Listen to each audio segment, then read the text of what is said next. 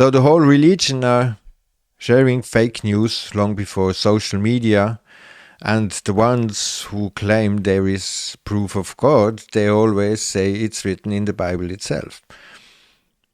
But people can't say that the Bible is written by simple people because they had to learn to read and write before. So the language, written language, is created by the church itself. So they, to say there is proof for God, we can say there is proof for Superman. It makes exactly the same thing. Prayer. And when you pray, don't be like the hypocrites, for they love to pray standing in a synagogue and on the street's corner to be seen by others. Truly I tell you, they have received their reward in full. But when you pray, go into your room, close the door, and pray for your Father who is unseen. So anyone who comes to pledge their religion, their God, and so on, it's written in your own book. So don't come back anymore to preach your stuff. Go into your room, close the door, and preach to whatever invisible friend you want. And just quickly go into, is the Bible a true story? Despite a feverish searching with scripture on one hand, cutting-edge technology on the other, evidence backing the Bible remains elusive.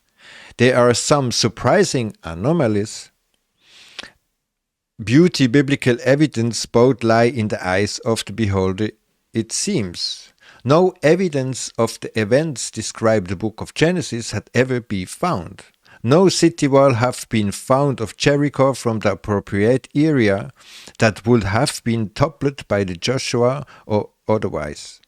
The stone palace uncovered the foot of the Temple Mount in Jerusalem could attest that King David had been there, or it might belong to another area entirely, depending who you ask. And this is exactly the thing, because the most claims that this is really the stuff that would be true are always from the believer itself. A leading archaeologist from Old Testament stories are fiction. Abraham, Jacob, Moses, King David, and King Solomon in all splendor never existed. A 15-year study of archaeological evidence has concluded. The study by Professor Thomas Thompson, one of the world's foremost authorities on biblical archaeology, says that the first books of the Old Testament are almost certainly fiction written between 500 and 1500 years after the events they purpose to describe. And this is also another thing. These stories are written down so much later that anyway they could be completely different. So divine, the definition of divine, you can look it up yourself. Soothsayer, sorcerer, astrologer.